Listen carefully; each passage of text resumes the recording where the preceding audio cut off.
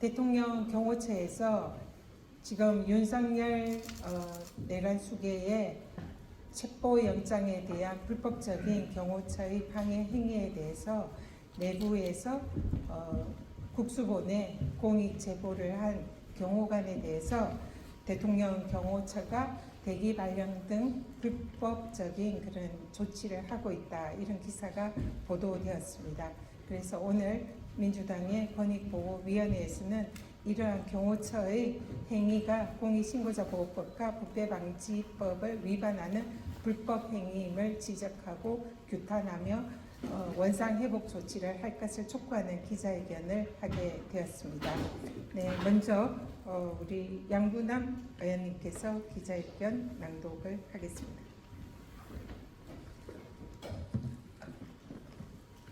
대통령 경호처는 공익제보자에 대한 탄압을 당장 중단하라.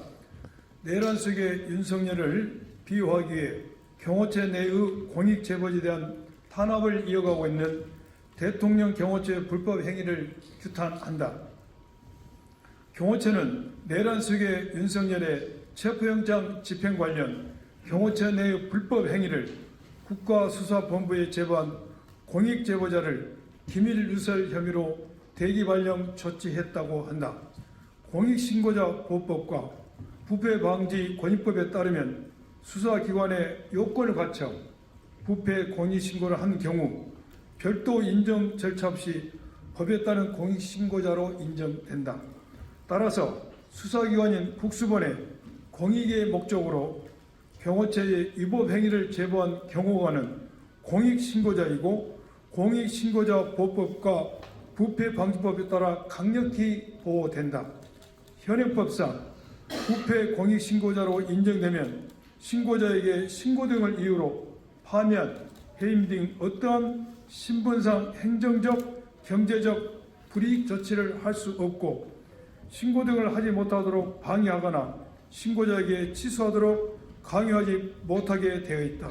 또한 관련 법에 따라 제보 내용에 직무상 비밀이 포함되어도 공익신고자의 제보는 다른 법령 등의 직무상 비밀 준수 의무를 위반하지 않은 것으로 간주한다.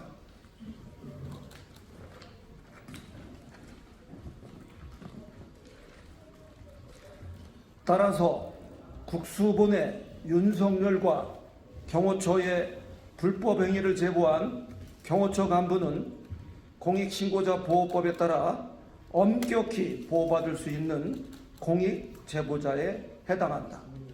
이 경우 경호법상 직무상 비밀 준수 의무 위반에 해당하지 않아 해당 경호관에 대해 대기 발령이라는 불이익 조치를 내린 대통령 경호처의 행위는 명백한 공익신고자 보호법을 위반한 불법 행위이다. 상급자가 신고자에게 신고 등을 이유로 신분상, 행정적, 경제적 불이익 조치를 할 경우 공익신고자 보호법은 최대 3년 이하의 징역 또는 3천만 원 이하의 벌금형에 처하도록 규정하고 있다. 즉 현행법에 따라 대기 발령 조치를 한 김성은 대통령 경호처 권한대행이 바로 처벌 대상인 것이다.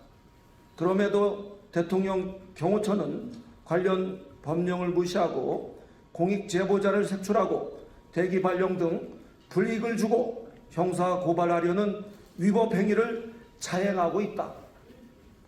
공익신고자 보호법을 위반하고 특수 공무집행 방해의 범죄를 저지르고 있는 것은 다름 아닌 김성은 경호처장 직무대행 등과 이에 동조하는 일부 간부임을 강력히 경고한다.